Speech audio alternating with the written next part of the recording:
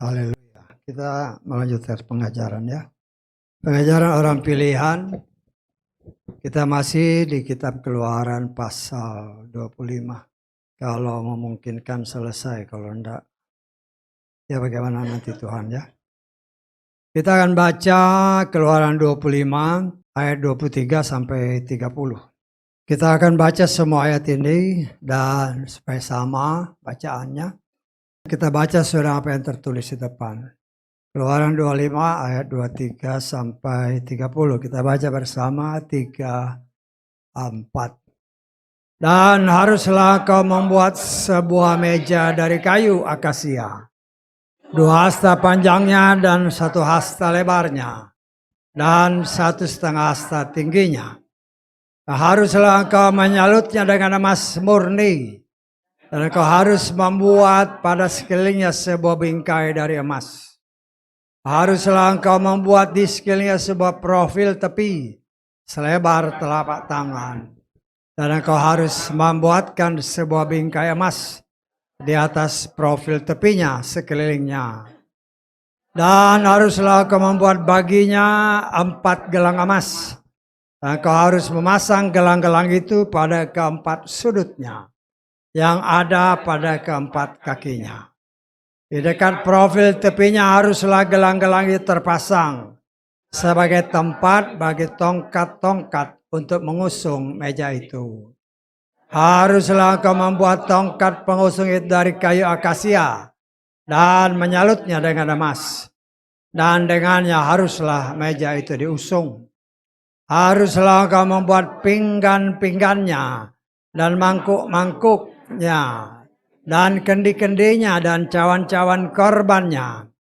Yang dengan hal-hal itu persembahan curahan dicurahkan. Engkau harus membuatnya dari emas murni.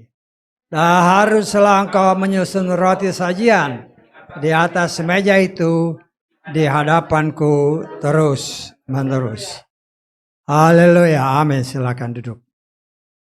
Puji Bapak Yahweh, kita mengucap syukur atas kebenaran firman Tuhan ya. Tapi kemarin setelah saya dengar khotbah-khotbahnya, ada beberapa hal yang harus saya tambahkan ya. Atau memang belum diberitakan ya. Tentang ayat-ayat sebelumnya dari Keluaran 25. Mengenai tongkat ya. Padahal rahasianya sangat besar di sana ya. Kita baca ayat 13 coba ya. Haruslah engkau membuat tongkat pengusung dari kayu akasia. Engkau harus menyalutnya dengan emas. Dan haruslah engkau memasukkan tongkat pengusung ke dalam gelang-gelang pada sisi tabut itu. Untuk mengusung tabut itu dengannya. Perhatikan ayat 15. Haruslah tongkat-tongkat itu berada di dalam gelang-gelang tabut itu. Tongkat-tongkat itu tidak boleh lepas darinya. Kalau tadi kan nggak ada kan. Hanya pasang tongkat. Tapi tidak ada kata-kata ini. Tidak boleh lepas. Masuk ini umpamanya tabutnya. Di sini ada gelang-gelangnya. Masuklah tongkat. Satu di sini. Satu di sini. Cuma ada perbedaan. Kalau yang mengangkut tabut. Tongkatnya nggak boleh lepas. Ya. Kalau yang ini tidak disebut yang di roti sajian. Nah, kita coba menggali apa maksudnya. Karena segala sesuatu itu pasti ada maksud-maksud Tuhan yang oleh kasih kemurahan Tuhan kita boleh menerima pembukaan rahasia firman. Ya. Tongkat itu memang dari kayu akasia. Tetapi juga disalut dengan emas. Semua peralatan yang ada di dalam ruang kudus dan ruang maha kudus, itu semua yang terlihat hanya emas ya. Hanya emas, artinya kalau frame-nya dibuat dari kayu, kayunya harus ditutup dengan pelat emas dari luar dan dari dalam.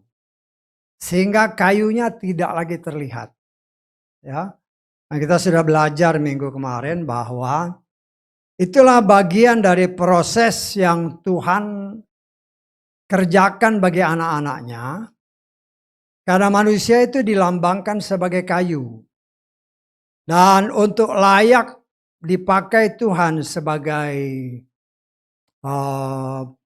pembawa berita, pembawa kebenaran firman, yaitu Torahnya, maka kita atau kayu itu dilapisi dengan emas, artinya harus mengalami proses pemurnian, ya.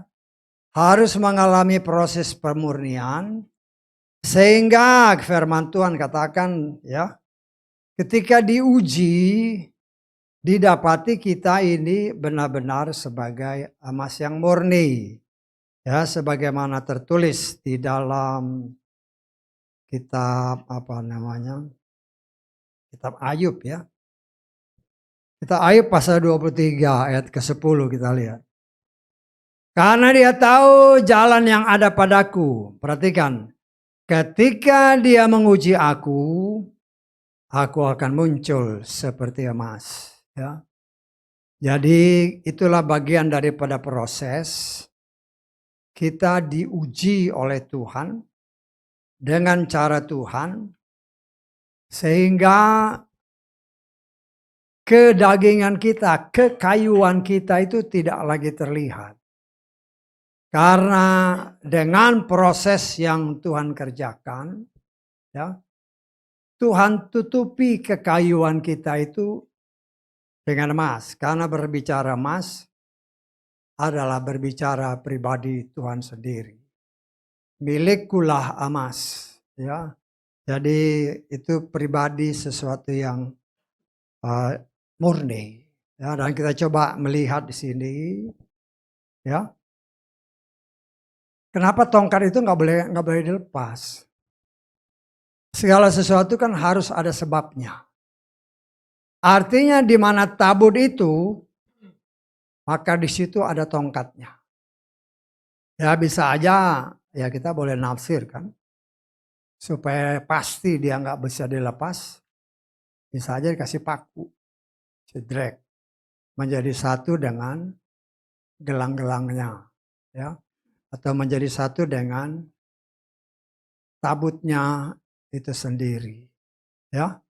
Nah, sebagaimana yang kemarin juga disingkapkan tentang kerub, ya, malaikat.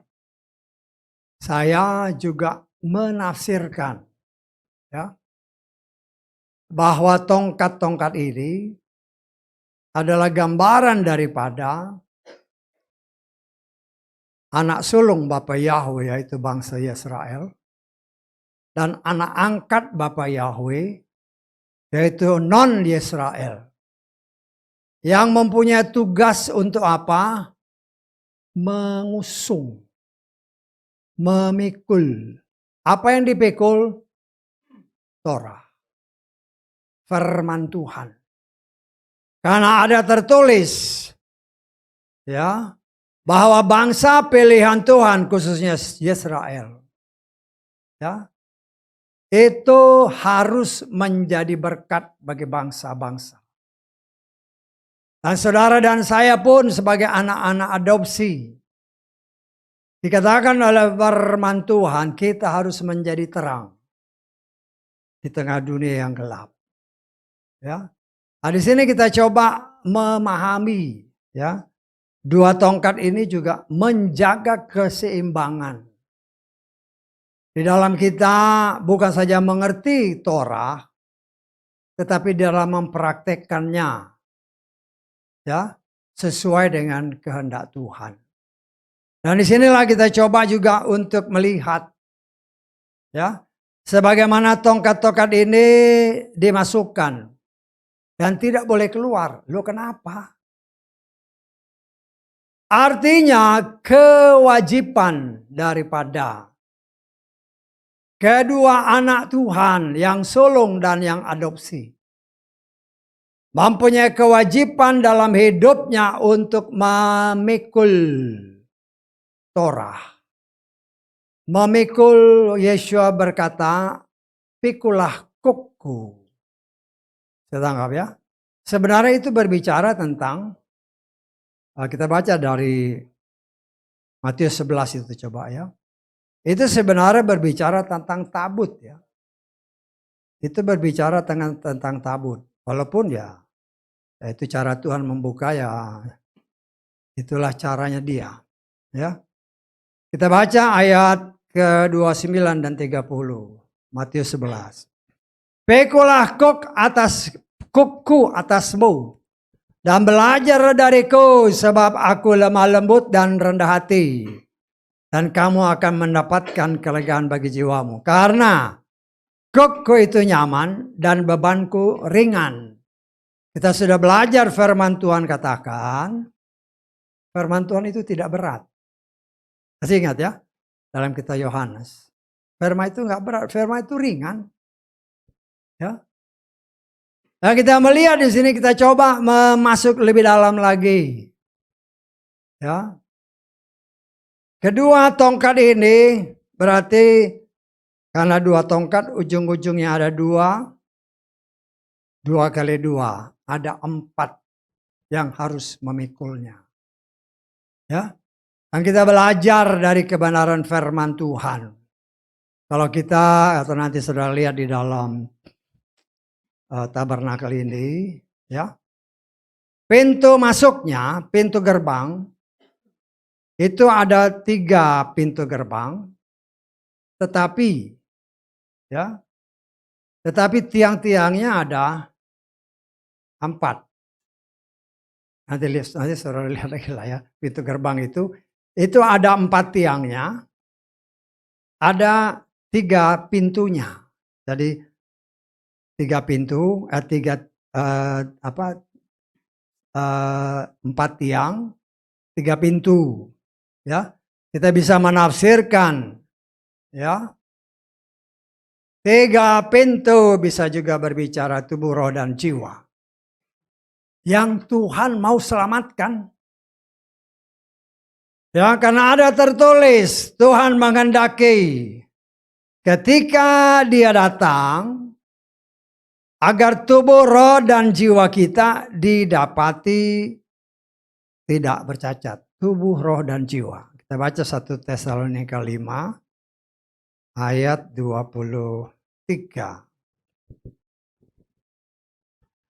Elohim damai sejahtera, dia sendiri kiranya menguduskan kamu sepenuhnya.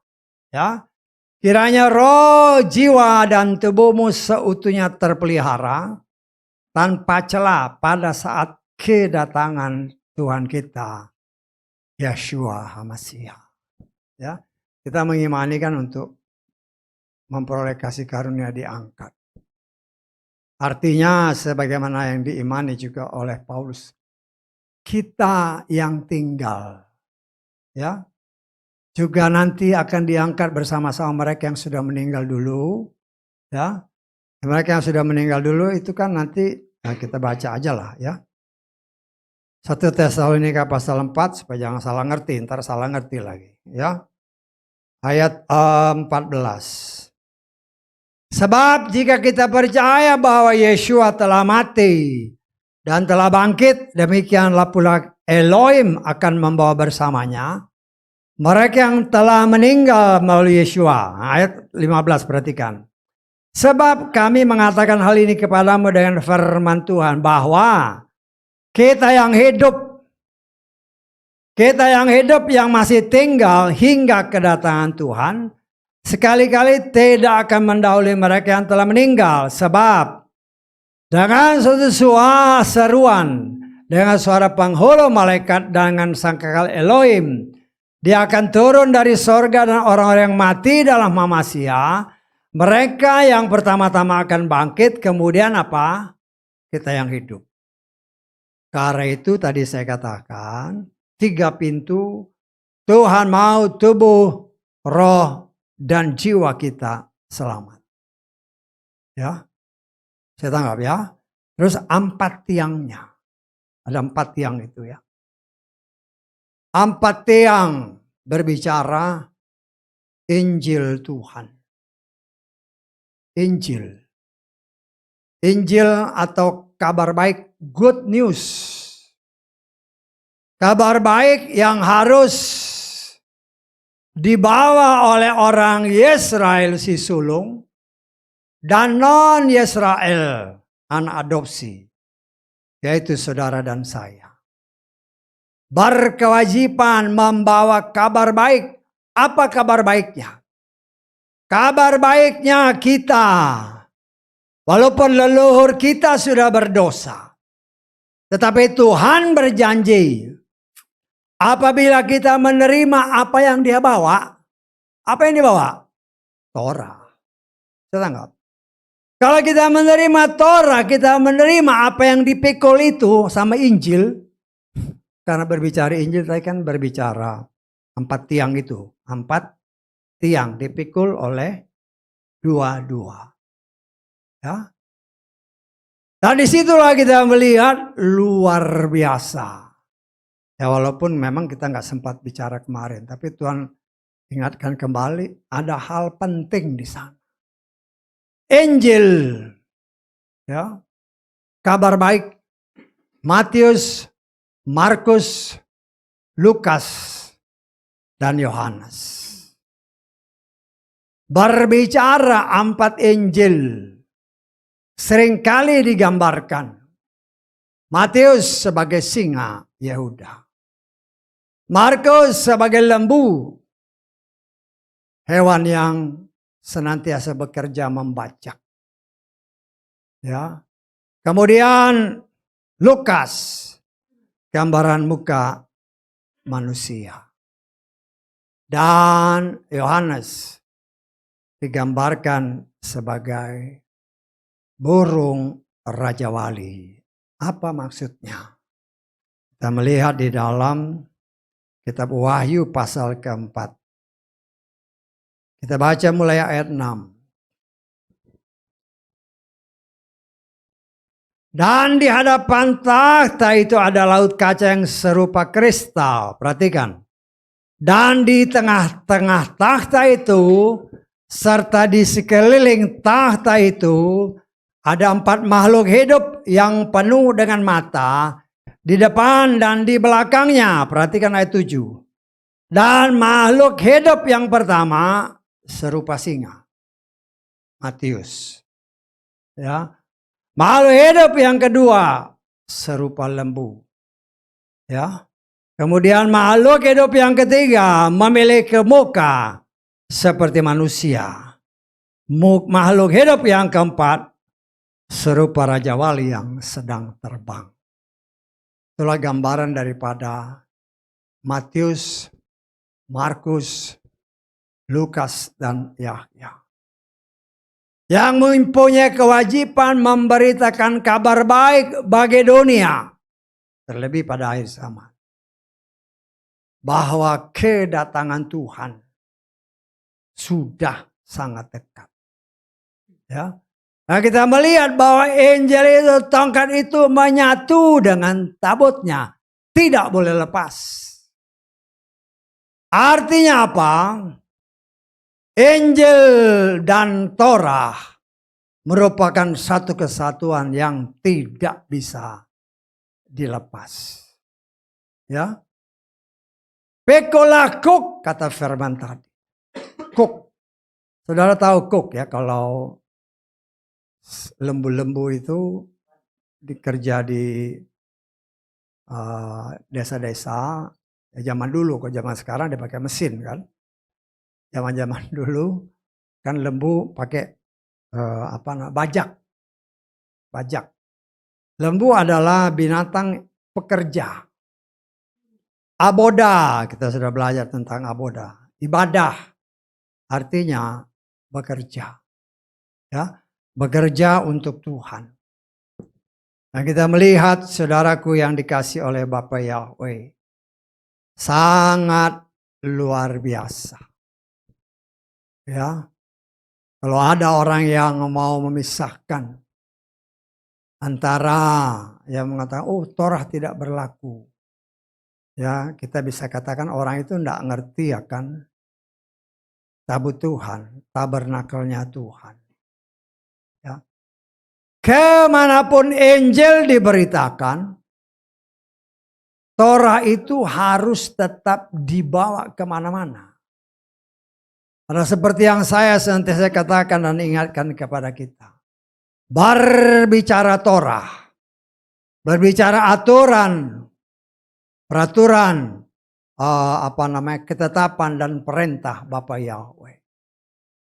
Dan saya katakan sebagai undang-undang dasar yang Tuhan berikan kepada manusia, karena dengan undang-undang inilah kita akan bisa masuk ke tanah perjanjian. Karena itu Injil berkewajiban untuk memberitakan Torah, aturan, perintah dan ketetapan Tuhan. Karena tanpa Torah kita tidak akan pernah bisa masuk. Ya. Kan banyak orang sekarang. Sekarang ini zaman anugerah. Terus zaman anugerah yang kamu maksud itu gimana? Hanya banyak orang mengartikan zaman anugerah, zaman kebebasan. Bebas ibadah. Ya. Saudara lihat kalau di media-media kan. Wah, kelihatannya muji Tuhan, cuman udah gak keruan. Udah kayak penari rock aja. Kelihatan, oh ini karena ada roh Tuhan. Roh Tuhan itu tertib.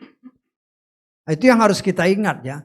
Bagaimana kita membedakan ini roh Tuhan atau bukan? Ada tertulis, roh Bapa Yahweh itu tertib dan teratur.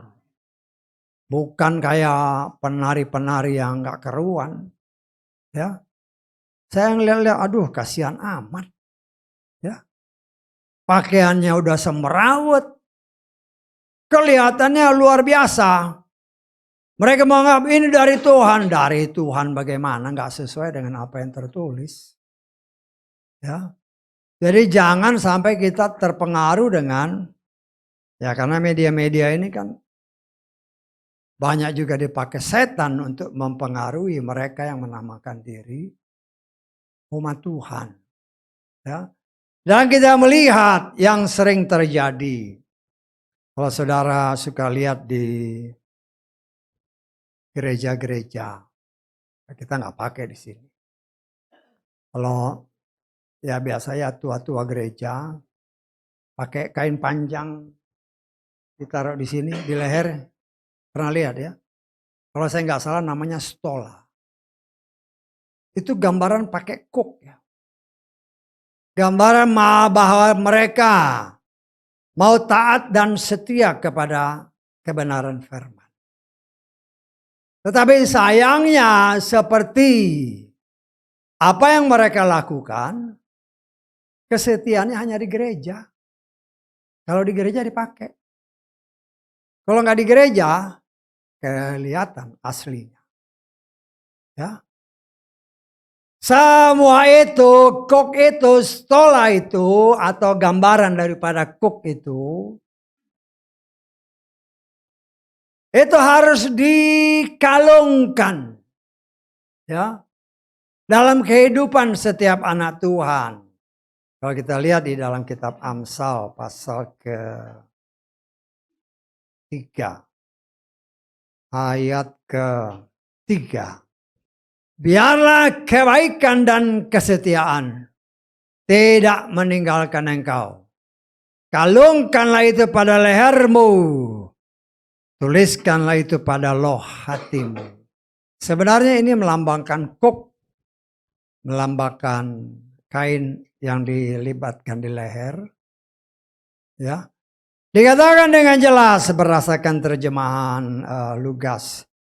Kasih, setia dan kebenaran tidak meninggalkan engkau. Elohim adalah kasih. Elohim adalah kebenaran yang harus dikalungkan. Artinya apa?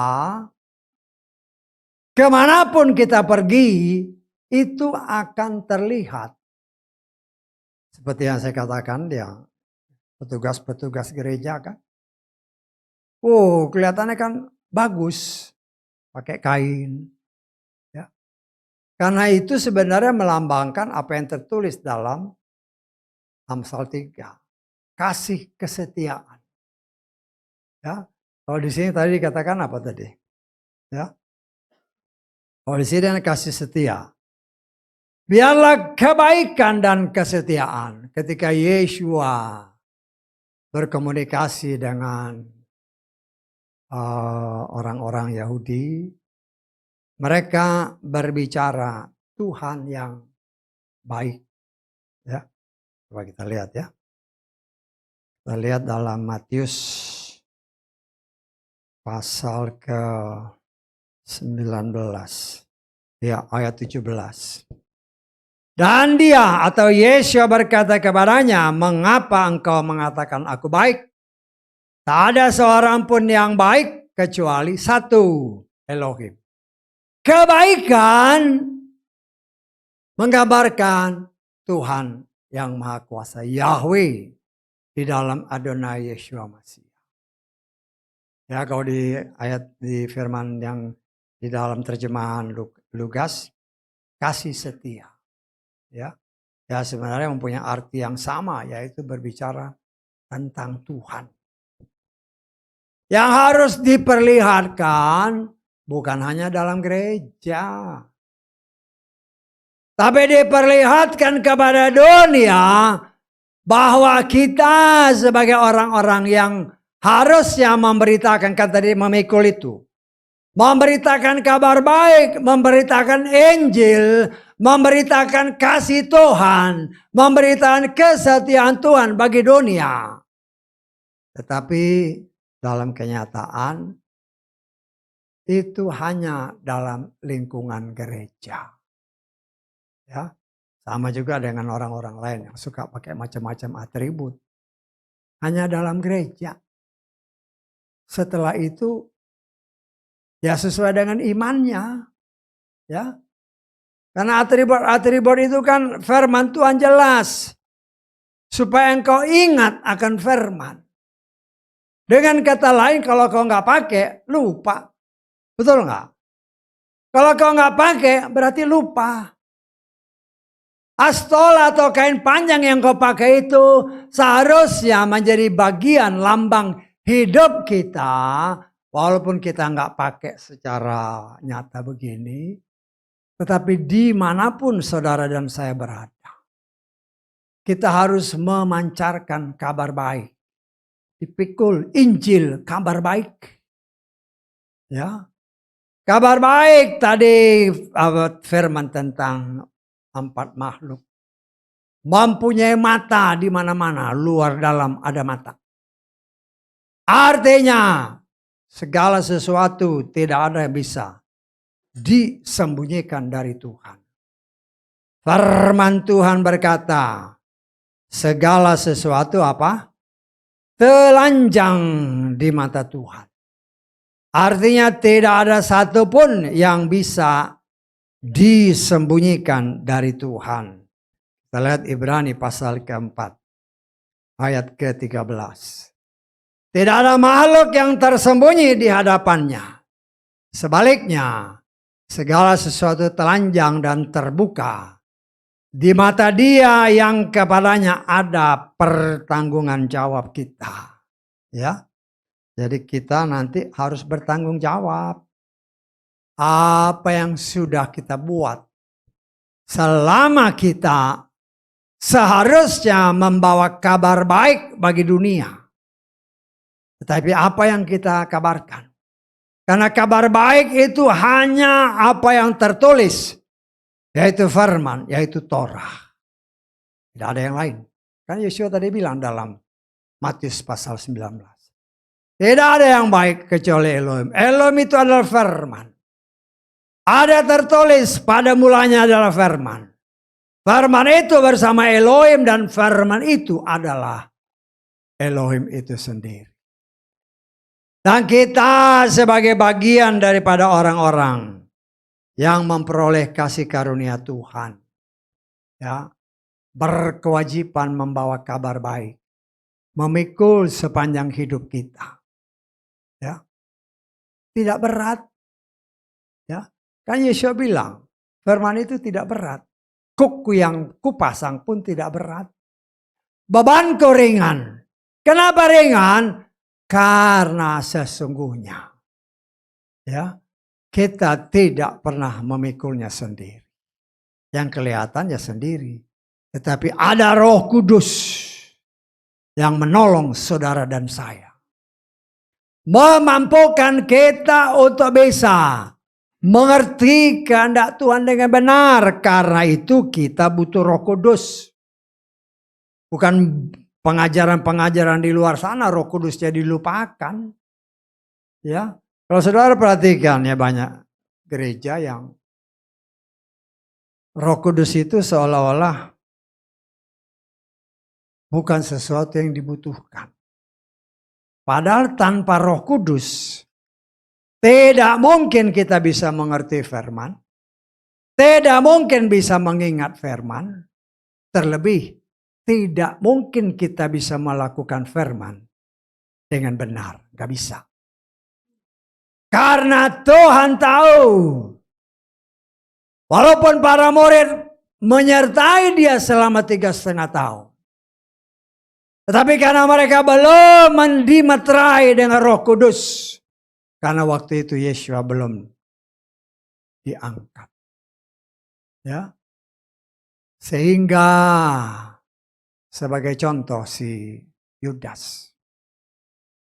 Walaupun saya menafsirkan dia, namanya tercatat di sorga. Ya. Nama Yudas itu tercatat di sorga pada awalnya. Apa dasarnya? Ada dasarnya. Lukas pasal 10. Kita lihat ayat ke-20. Akan tetapi dalam hal ini janganlah bersukacita. Karena roh-roh itu tunduk kepadamu, tetapi lebih bersukacitalah. Karena namamu tertulis di sorga. Ketika murid-murid diutus Tuhan. Dengan kuasa yang luar biasa, setan pun lari. Sehingga timbullah pernyataan Yesua seperti ini. Berdasarkan ayat ini, saya pribadi berani menafsirkan. Pada awalnya, nama Yudas tertulis. Tetapi karena dia tidak setia kepada firman,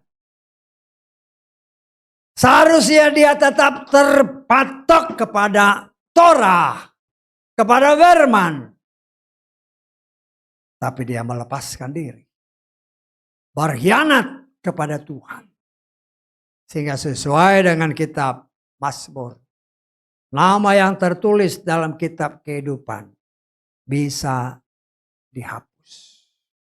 Itulah yang terjadi kepada Yudas. Ya.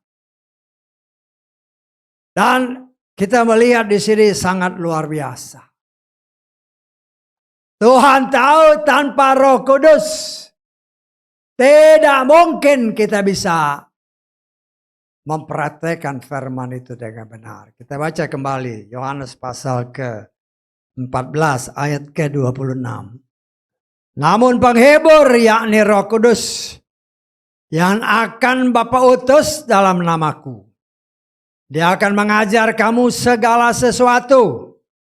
Akan mengingatkan kamu segala sesuatu yang telah kukatakan kepadamu. Apa yang dikatakan? Ya dari kitab Kejadian 1 ayat 1 sampai kitab Wahyu pasal 22 ayat 21. Itu kan dia katakan. Apa yang tertulis berarti itu dia katakan. Dan apa yang dia katakan itu yang akan menjadi hakim. Loh kalau kita tidak bisa melakukan satu saja, ya sudah merah. Ya. Tuhan mau hendaklah engkau sempurna. Sama seperti Bapakku sempurna adanya. Matius 5 ayat 48. Ya. Di sini kita melihat, coba ya kita lihat ya. Matius 5 ayat 48. Oleh karena itu hendaklah kamu menjadi sempurna. Sebagaimana Bapamu yang di sorga adalah sempurna. Dan penyempurnaan itu hanya akan terjadi apabila kita mengerti firman Tuhan dengan benar dan mempraktekkan dengan benar. Dan Tuhan tahu kita tidak akan pernah mampu bisa mengerti dan mempraktekkannya tanpa Roh Kudus. Karena itu Dia berikan Roh-Nya yang kudus. Setelah kita mengakui Dia sebagai Tuhan dan Juru Selamat. Setelah kita mengakui Dia dan mau menguburkan manusia lama kita melalui baptisan di dalam Adonai Yeshua Mashiach. Menguburkan manusia lama. Kemudian lahir baru, lahir melalui baptisan di dalam Adonai Yeshua Mashiach. Sebagai ciptaan yang baru. Sehingga ayat-ayat firman Tuhan yang tadi dibacakan pada awal ibadah. Ada tertulis, inilah anakku yang kukasihi. Kepadanya aku berkenan setelah Yeshua keluar dari air setelah dibaptis. Dan itulah yang kita imani sebagai anak-anak Tuhan. Dan Yeshua memperingatkan kepada seorang ahli Farisi, orang Farisi, ahli Torah. Nikodemus. Kalau engkau tidak dilahirkan dari air dan roh, tidak bisa masuk surga. Loh, itu bukan kata saya. Itu firman, kita lihat lagi ya, Yohanes pasal 3. Ayat ke-5. Yesus menjawab, sesungguh-sungguhnya aku berkata kepadamu. Jika seseorang tidak dilahirkan dari air dan roh, dia tidak dapat masuk ke dalam kerajaan Elohim. Yang kita sudah pernah belajar atau pernah diajar. Kan tadi pintu masuk tubuh roh dan jiwa. Ya. Firman Tuhan mengatakan, ada 3 macam baptisan yang dikenal oleh firman Tuhan. Ya. Para murid atau para mereka yang menerima jawatan-jawatan tertentu. Mereka membaptis dengan air. Tubuh dibaptis dengan air. Tubuh. Kenapa harus dibaptis dengan air? Sebenarnya dari ayat-ayat yang tadi kita baca dalam pembukaan. Yesus mau menyingkapkan kepada mereka. Anak-anaknya. Tetapi banyak orang yang gak mengerti. Kenapa? Karena Yesus itu setia sama firman-Nya. Ya. Yesus setia sama firman-Nya. Karena itu dikatakan dengan jelas. Sesuai dengan apa tadi yang dibaca dalam kitab Matius pasal 3. Biarlah kita melakukan sebagaimana seharusnya. Karena Yohanes kan waktu dia datang minta dibaptis, pada awalnya Yohanes menolak. Tapi Yeshua tadi kan bilang, hendaklah kita melakukan apa yang harus dilakukan. Kenapa? Itu harus jadi pertanyaan. Bukankah ada tertulis ketika Maria berkata kepada malaikat yang menghampiri dia, aku belum punya suami. Bagaimana aku bisa melahirkan anak-anak? Malaikat berkata, Roh yang Kudus akan menaungimu dan engkau akan mengandung. Artinya Yeshua benih dari benih yang kudus. Tetapi kita harus ingat dan itu yang Tuhan singkapkan. Dan banyak orang yang banyak tidak mengerti kenapa Yeshua itu harus dibaptis. Kenapa Yeshua harus dibaptis? Ada sesuatu di sana yang harus kita mengerti. Dan Tuhan hanya singkapkan bagi orang yang bisa dipercaya. Karena ada tertulis. Kita baca Roma pasal ke-3 ayat ke-10. Jadi segala sesuatu ada tertulis supaya kita ngerti sebabnya. Sebagaimana yang tertulis, tidak ada yang benar. Bahkan seorang pun tidak. Artinya Maria pun termasuk golongan ini. Bisa ditangkap? Maria itu termasuk golongan ini. Tidak ada yang benar. Itulah sebabnya firman Tuhan dengan hikmat yang luar biasa. Dari seorang pemazmur yang sangat luar biasa. Keluarlah pernyataan Tuhan.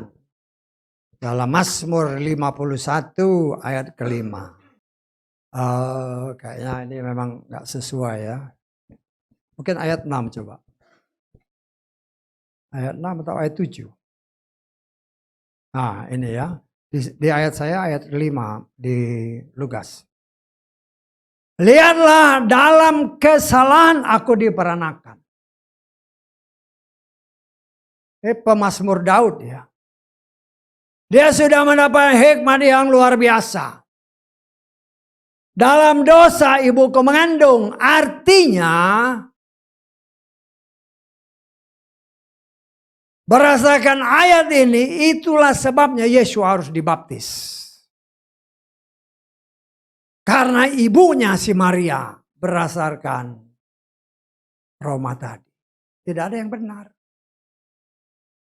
Karena itu Yeshua berkata kepada Nikodemus dalam Yohanes 3. Kalau engkau tidak dibaptis dengan air dan roh, gak bisa masuk surga. Artinya seorang manusia yang lahir dari seorang ibu. Dari seorang manusia berdasarkan Mazmur 51. Dosa, tidak ada dosa yang masuk surga.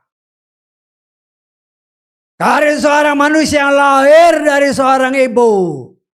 Yesus singkapkan kepada Nikodemus dan kepada saudara saya.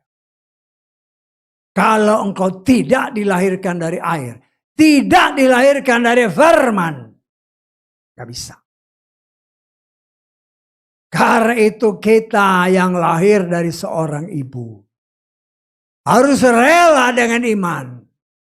Menguburkan manusia lama yang dilahirkan dari seorang ibu. Melalui baptisan. Kita baca Roma pasal ke-6. Ya. Ayat 3.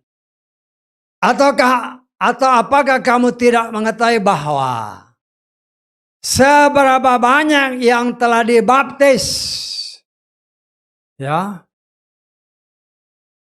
atau diselam, ya, kadang-kadang lebih baik pakai selam lah supaya orang di luar sana ngerti. Ke dalam Hamasya, Yesus adalah firman. Firman adalah dilambangkan sebagai air. Kalau tidak diselam di dalam firman, tidak mati bersama Yesus melalui baptisan, kita telah dibaptis dalam kematiannya. Manusia yang lahir dari seorang ibu harus dikuburkan melalui baptisan di dalam Adonai Yeshua Masiha. Nah, kalau saudara baca nanti sampai ayat ke-6.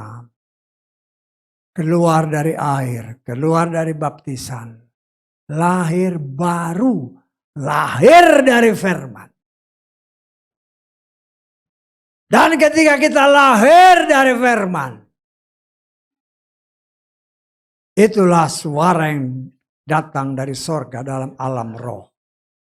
Inilah anakku yang kukasihi.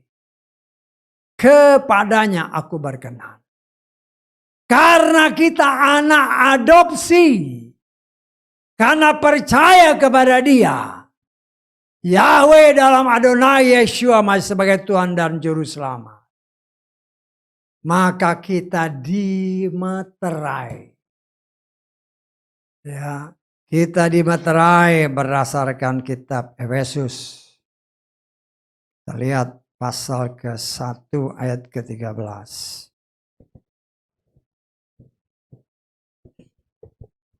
Di dalam Dia pula kamu yang mendengar firman kebenaran, yaitu Injil keselamatanmu. Di dalam Dia pula karena percaya kamu telah dimeteraikan dengan Roh Kudus. Roh Kudus inilah sesuai dengan Yohanes tadi, yang akan mengajar. Karena kita anak ya. Kalau saudara yang sudah berumah tangga. Ya. Kalau anaknya mau masuk kamar, mau buka lemari, orang tuanya diem aja. Tapi coba kalau anak tetangga.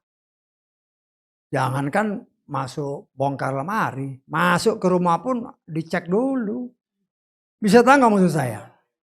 Karena saudara dan saya ada di dalam alam roh pernyataan, ini anakku yang kukasih. Dia materai kita yang Roh Kudusnya sebagai tanda ini anak Bapa Yahweh. Dan perhatikan, setan lihat. Setan lihat. Ya, dia tidak bisa berbuat apapun. Dia tidak akan pernah bisa menjamah orang yang telah dimeteraikan dengan Roh Kudus. Tetapi setan itu licik. Memang dia tidak bisa jamah. Dia nggak bisa jamah. Ya. Dan itu kita harus ingat. Kalau saudara dan saya sebagai anak-anak Tuhan, ya, kita harus ingat bahwa kita yang sudah dimeteraikan oleh Roh Kudus, kita tidak akan pernah bisa dijamah oleh setan. Gak bisa jamah. Tetapi memang dia gak jamah. Apa yang dia lakukan? Setan itu lecek. Kita lihat dalam 1 Petrus 5. Ayat ke-8. Dikatakan oleh firman Tuhan. Sadarlah. Berjaga-jagalah. Karena musuh-musuh setan berjalan sambil mengaum seperti singa untuk mencari seseorang yang dapat dia telan. Setan tidak punya kuasa untuk menjamah orang yang sudah dimeterai dengan Roh Kudus. Memang dia nggak jamah, tapi dia mengaum-ngaum. Saya tanggung saya. Untuk apa? Membuat orang takut. Firman Tuhan tidak pernah mengajarkan anak-anaknya takut sama setan. Tidak ada ayatnya. Tidak ada ayatnya. Jadi kalau masih ada anak Tuhan, anak Bapa Yahweh takut sama setan, jangan-jangan engkau belum anak. Jangan-jangan engkau belum punya materai. Setan memang tidak bisa menjamah. Tetapi dia keliling, dia mengaum-ngaum. Ya, kita nggak kena. Tapi di sekeliling kita, orang yang kita kasihi, wah, problem segala macam. Timbul ketakutan. Firman Tuhan berkata, dalam kitab Efesus, ya kita lihat lagi ya. Pasal ke berapa itu? Pasal ke-4 ayat ke-27. Kita lihat. Jangan beri tempat kepada si setan. Kalau ada auman singa engkau takut, berarti engkau buka celah. Engkau buka celah sedetik aja singa keplak semodar. Itulah liciknya setan. Karena itu kita sebagai bagian daripada orang-orang yang dipercaya Tuhan untuk memikul kuk, untuk membawa berita baik kepada banyak orang. Jangan takut sama setan. Kalau kau takut sama setan, kabar baik apa yang kau beritakan? Saya sebagai pelayan Tuhan, kita sama-sama dalam proses. Kita harus mengikrarkan diri kita. Aku anak Bapa Yahweh. Engkau setan tidak punya hak sedikit pun atas aku. Walaupun dia coba ganggu kan. Dengan pikiran macam-macam. Setan dari dulu maunya lebih tinggi. Menempatkan dirinya lebih tinggi dari Tuhan. Firman Tuhan jatuh dalam hati ada tertulis. Setan merampas jiwa kita. Pikiran. Berbicara jiwa, berbicara pikiran, perasaan, kehendak. Secara tempat ya. Dia di sini. Firman di sini. Karena itu kita harus bisa mengendalikan jiwa kita. Karena itu Yakobus 1 ayat 21 menyatakan. Terimalah firman itu dengan lemah lembut. Karena firman itu yang dapat menyelamatkan kita. Yang menyelamatkan jiwa kita. Kita baca lagi. Yakobus 1:21. Supaya kita mengerti dengan sungguh-sungguh ya. Karena itulah kewajiban kita sebagai anak-anak Tuhan. Memikul Torah yang tidak boleh dilepas sedikit pun dari berita Injil untuk disampaikan kepada dunia. Sebab itu dengan menyingkirkan segala kotoran dan banyaknya kejahatan, terimalah dengan lemah lembut firman yang ditanam yang dapat apa? Menyelamatkan jiwa. Pikiran kita berbicara jiwa, pikiran, perasaan, kehendak. Setan punya kelicikan. Membuat pikiran kita melayang-layang ke sana kemari. Ya, dia suntik. Tuh kan dia kan begini kan. Begini. Wah. Macam-macam di pikiran. Bilang sama setan. Hei setan, kau tidak punya hak atas jiwaku. Jiwaku, roh dan tubuhku milik Bapa Yahweh. Nah, kita harus mulai terus-menerus mengikrarkan. Kepada dunia, kepada penguasa dunia yaitu si jahat. Bahwa kita walaupun masih menginjakkan kaki di bumi. Tetapi kita bukan milik dunia ini. Kita milik dia. Yang akan menghancurkan dunia ini. Dan kita anak-anaknya akan dipindahkan. Ke bumi yang baru, langit yang baru. Kenapa? Karena yang sekarang ini sudah ada tertulis. Terkutuklah tanah. Sudah dikutuk oleh Tuhan. Karena itu dia siapkan yang baru. Kewajiban saudara sehubungan dengan pembacaan kita. Kewajiban saudara dan saya. Ya. Digambarkan sebagai singa dari Yehuda. Sebagai lembu pengerja yang giat bekerja.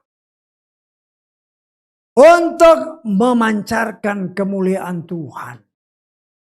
Gambaran muka manusia.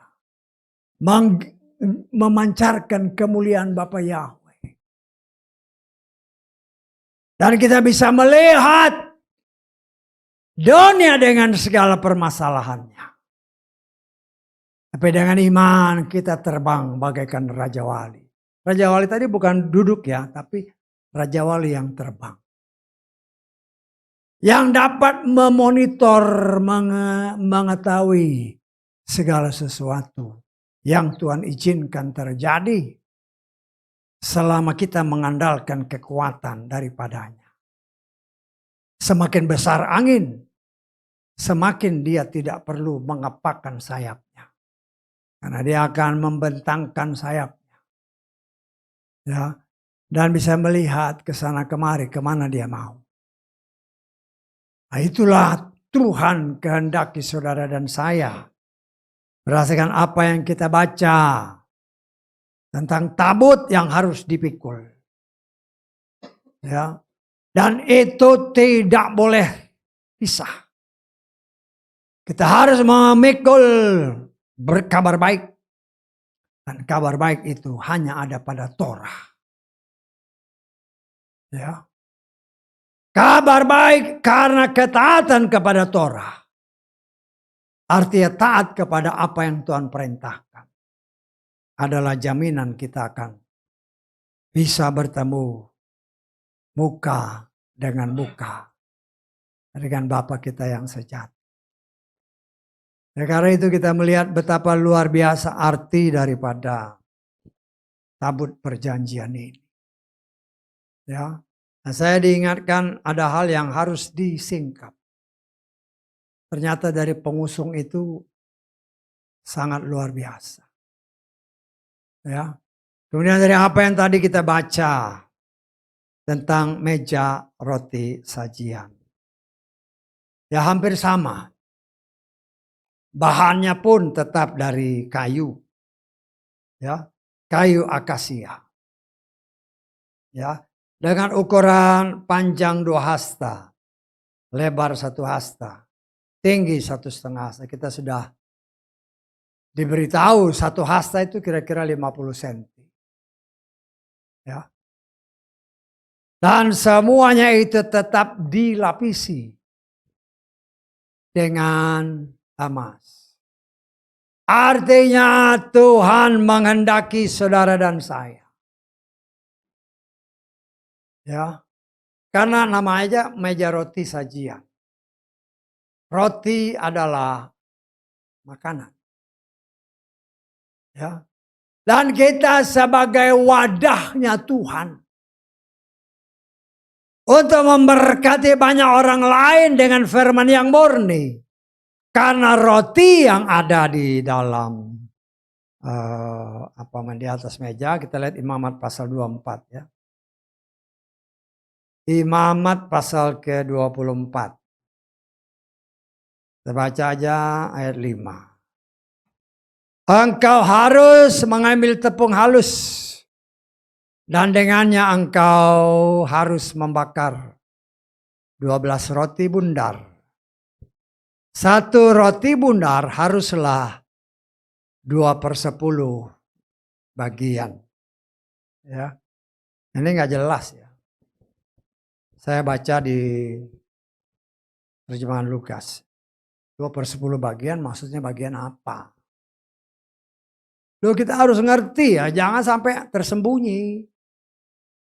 1/10 bagian apa? Lapangan bola. Loh, kita harus lebih fokus benar-benar. Ayat firman itu jangan kau mainkan. Karena artinya nanti bisa berubah. Ya, di dalam terjemahan Lukas ayat ke-5 ini. Engkau harus mengambil tepung terbaik dan membuat 12 roti bundar dengannya.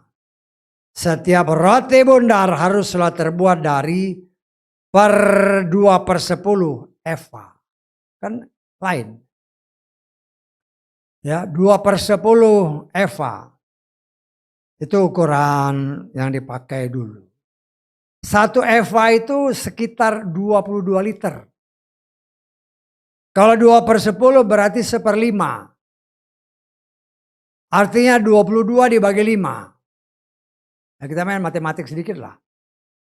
22 bagi 5 sekitar 4 liter lebih.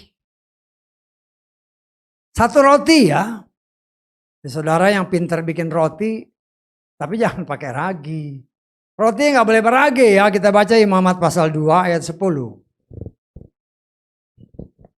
Imamat pasal 2 ayat 10. Yang tersisa dari pesawat saja adalah untuk Harun dan untuk anak-anaknya. Satu kemahakudusan dari persembahan api-apian Yahweh. Seluruh persembahan, terjemahannya kadang-kadang. Saya lihat ya di dalam terjemahan Lukas. Ayat 10 tadi ya. Ayat 11, ayat 10 tadi 11. Persembahan. seluruh persembahan yang kamu persembahkan kepada Yahweh tidak boleh berupa apa yang beragi. Karena setiap beragi, setiap madu daripadanya, kamu tidak boleh membakar persembahan api-apian bagi. Artinya, roti yang dibuat itu tadi harus roti yang tidak beragi. Tepung dijadikan roti. 4 liter ya. 4 liter. Dijadikan roti tak beragi.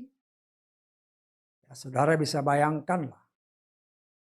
Tetapi saya harus ingatkan bahwa apa yang tertulis tadi di dalam kitab Keluaran itu menyatakan bahwa panjangnya 2 hasta atau 1 meter, lebarnya 1 hasta atau setengah meter. Setengah meter kurang dari ya seginilah kira-kira ya diameternya. Rotinya ya pasti nggak boleh selebar inilah kira-kira lah. Tetapi tingginya saya nggak tahu. Kalau saudara yang suka bikin roti, tapi ini roti nggak beragi. Artinya nggak ngembang dia. Rotinya padat. Ya. Ya kalau rotinya tebal, padat. Ya. Ya ngerti-ngerti sedikit lah kalau dibakar pakai api yang besar. Ya mungkin tengahnya mentah kan. Betul nggak? Ibu-ibu yang tahu lah. Saya sih cuman bayang-bayang aja. Ya. Apinya ya harus kecil. Ya. Tetapi yang harus kita lihat karena dia tidak beragi, betapa kerasnya roti itu. Ya. Betapa kerasnya roti itu. Ya, saya nggak tahu berapa tingginya ya. Ya mungkin setinggi ini bisa lah. 10 cm barangkali. Karena dia kan padat kan. 4 liter ya cukuplah segini. Segini kan. Kalau tingginya segini ya mungkin kira-kira 10 cm. Ya. Dikali dikatakan firman Tuhan tadi di dalam imamat tadi. Saya baca di dalam, engkau harus mengambil tepung terbaik membuat 12 roti. 12 roti dibuat, ini berdasarkan terjemahan Lugas ya. Kemudian engkau harus menatanya di atas meja emas di hadapan Yahweh menjadi 2 tumpuk. Setiap tumpuk 6 buah. 12 roti ditumpuk, karena itu kan panjangnya tadi kan 2 hasta. Saya anggap ya, panjangnya 2 hasta, lebarnya 1 hasta. Ya, panjangnya 1 meter, lebarnya setengah meter. Ya kira-kira lah kalau kita bikin ngepas, ya mungkin 48 cm. Karena satu hasta kan sekitar 50. Nggak mungkin dia sampai mentok kan. Katakanlah 48 cm. Ya. Nah, disusun 2, kena. Kita pakai logika ya.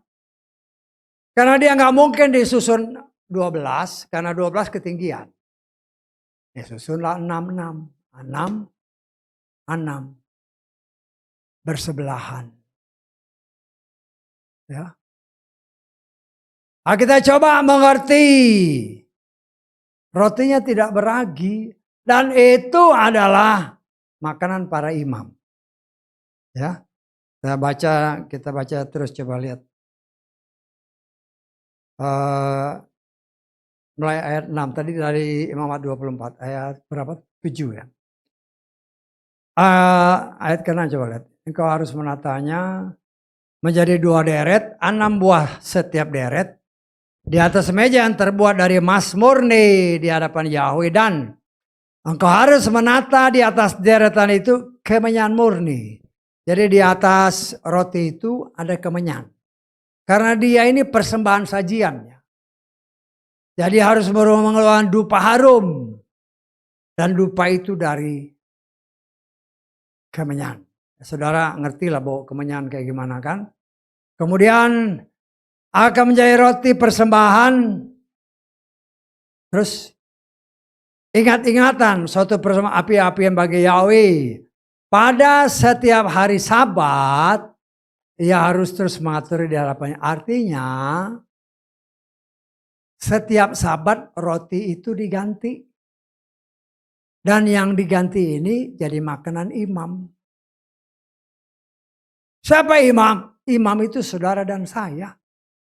Kita sudah belajar kemarin kan dari Wahyu pasal ke berapa itu 5 kan. Ya. Setiap Sabat imam masak. Kada tertulis, jangan melakukan apapun. Yesua berkata, tidakkah engkau tahu? Ada tertulis, imam itu hari Sabat kerja. Ya termasuk ini, bikin roti. Kan setiap Sabat. Terus roti yang lama dia makan. Roti inilah yang dimakan dalam cerita Daud itu. Roti ini yang dia makan. Loh kita bisa bayangkan dia makan roti yang setebal ini. Ya mungkin dibagi 4, dibagi 5, dibagi 6 kita nggak tahu lah. Karena imamnya kan bukan satu orang. Keturunan Harun kan banyak. Ya makanlah dari situ. Ya. Makan roti yang tidak beragi lain dengan roti yang beragi. Roti yang beragi yang saudara beli dari baker-baker itu, dari tukang-tukang roti. Wah, gedenya segini. Begitu saudara pencet, segini. Makanya kalau makan roti beragi, makan nih. Ya saya biasanya kalau pagi kan suka makan roti. Jarang lah saya makan nasi. Kecuali kalau ada nasi goreng, istri saya suka nanya, mau nggak nasi goreng? Ya kalau ada sisa saya makan. Kalau enggak, saya makan roti. Ya. Makan roti.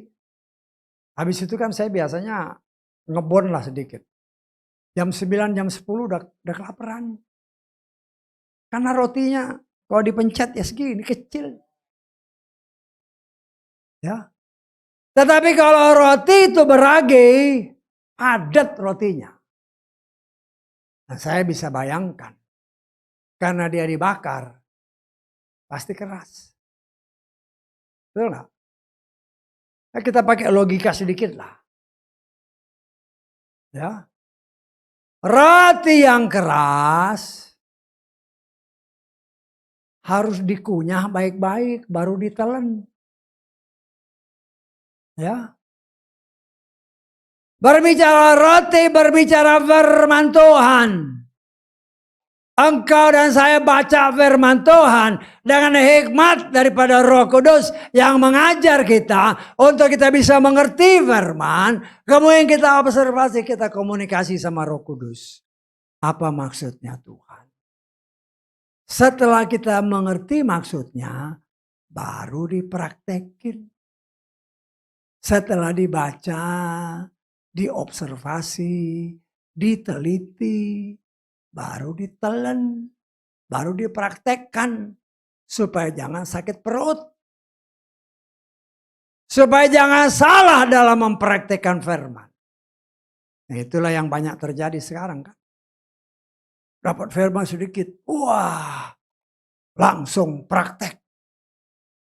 Padahal yang dimaksud itu kiasan. Ini begini, firman Tuhan itu kiasan. Jangan main telan aja. Firman itu banyak kiasannya. Jangan komen telan. Tanya Roh Kudus, apa artinya? Karena Tuhan itu setia sama firman. Bukan setia sama kita. Ya. Karena banyak orang salah menafsirkan. Walaupun saya nggak setia, Tuhan setia. Saudara suka dengar itu? Itu seringkali salah ditafsirkan.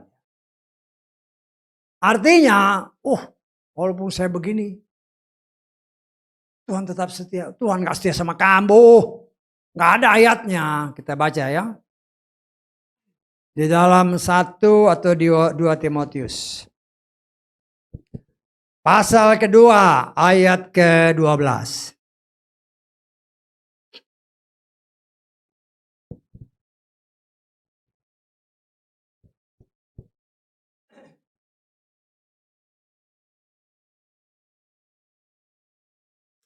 Ayat 13 ayat 13.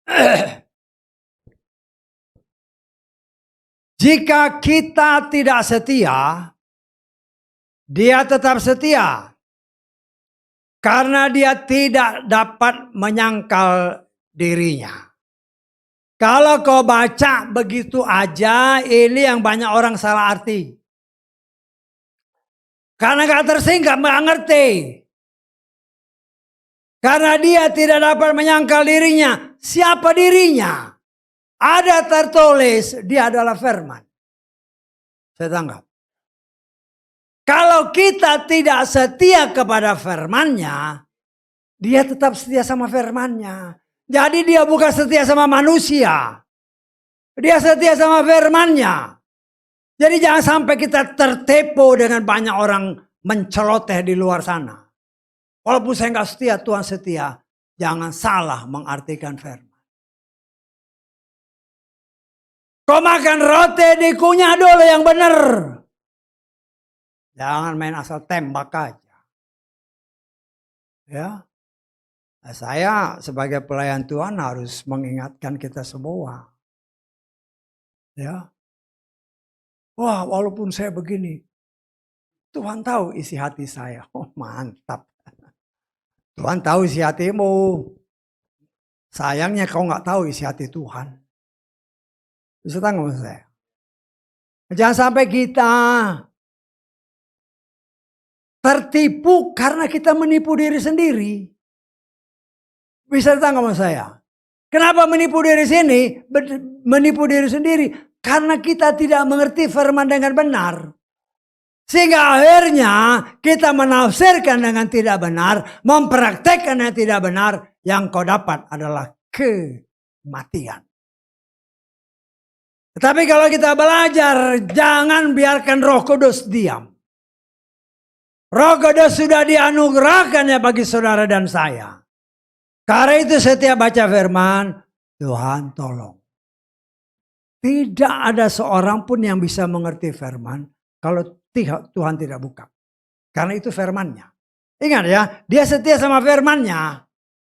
Sehingga apa yang dia nyatakan sendiri sesuai dengan apa yang sering kali kita diingatkan di dalam kitab apa itu Markus kan, supaya kita benar-benar ngerti, jangan sampai tertipu ya. Di dalam Markus pasal 4 ayat 11. Jadi kitab Matius juga ada, tapi kita ini aja. Ayat 11.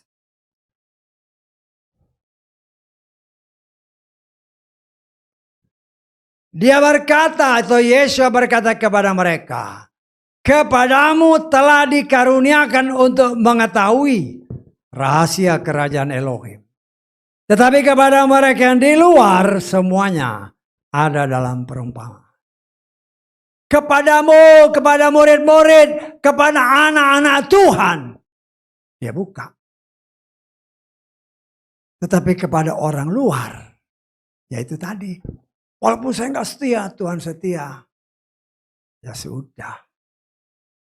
Padahal yang Tuhan maksud adalah Tuhan itu setia sama firman. Engkau tidak setia sama firman-Nya, kau dibinasakan. Nah, kita harus mengerti firman ini dengan benar. Ya, kita melihat. Ya, kita coba. Ya, nggak apa-apa lah sebentar lagi ya. Berbicara 12 roti. 12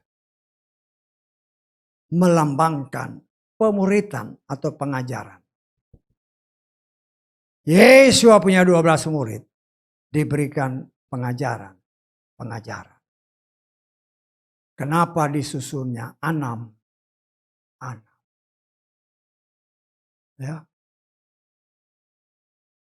Ya saya juga kadang-kadang, kenapa sih 6? Kan gitu kan. Ya kita coba mengerti lebih dalam.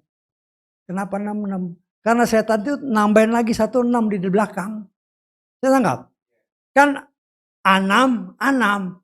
Setan itu dia tambahin 6. Jadi 6.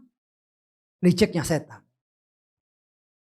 Manusia diciptakan pada hari ke-6. Saya coba menafsirkan. Tafsiran saya ya. Saudara boleh aja menafsirkan kenapa 66. Manusia diciptakan hari ke-6. Ada tertulis. Kita lihat di dalam kitab Kejadian pasal ke-6.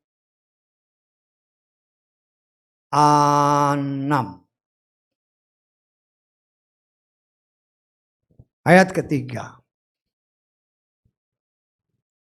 Yahweh berfirman, rohku tidak untuk selamanya akan berperkara dengan manusia yang juga di dalamnya dia itu daging. Tetapi hari-harinya akan menjadi 120 tahun. 120 tahun. Banyak orang yang menafsirkan 120 tahun ini Nuh menginjil 120 tahun. Kelihatannya benar ya. Kelihatannya benar. Saudara mungkin pernah dengar kan? Oh ini 120 tahun sebelum air bah. Nuh mendapat perintah. Jadi 120 tahun dia menginjil. Saya berani katakan itu salah. Apa dasarnya? Ada tertulis. Ada tertulis. Ya bukan main tebak-tebakan. Tapi segala sesuatu kita harus melihatnya sesuai kebenaran firman Tuhan. Ya. Kita baca Kejadian pasal 5 ayat 32. Nuh hidup 500 tahun, artinya umur Nuh 500. Nuh memperanakan Sem, Ham, dan Yafet. Karena itu saya menafsirkan, karena dia mendapatkan anak umur 500 tahun, tidak dikatakan 500-an ya. Saudara bisa ngerti maksud saya? 500 tahun sama 500-an beda. Karena itu berdasarkan ayat ini saya menafsirkan ketiga anak ini kembar 3. Loh terus kenapa saya katakan 120 tahun itu salah? Ya. Loh kita lihat ada apa namanya? Kita harus bisa membuktikan ya, membuktikan dengan firman. Kita baca Kejadian pasal 7 ayat 11. Pada tahun ke-600 dalam kehidupan Nuh, pada bulan yang kedua, pada hari yang ke-17 bulan itu, pada hari itu segala mata air samudra dibuka. Umur berapa? 600. Betul nggak? Tadi dia punya anak umur 500. Jadi kalau dibilang 120 tahun itu dia menginjil, salah. Saya katakan salah, nggak cocok. Dan saya pun percaya kalau anak-anak itu Nuh melahirkannya ketika dia istri Nuh melahirkan ketika Nuh umur 500 tahun. Saya percaya anak-anak ini waktu membangun bahtera, dia sudah besar semua. Paling sedikit 20, 30, 50 tahun. Berarti umur Nuh sudah 550 tahun, katakanlah seperti itu. Kemudian air bah 600 tahun. Itu aja cuma 50. Jadi kalau ada orang yang menyatakan 120 tahun dia menginjil, itu salah. Saya katakan itu salah.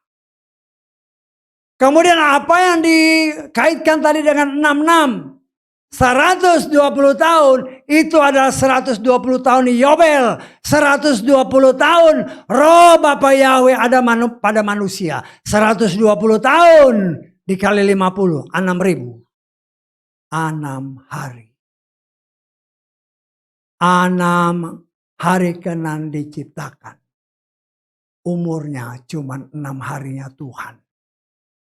Setan masuk. Ditambahin 6. 6.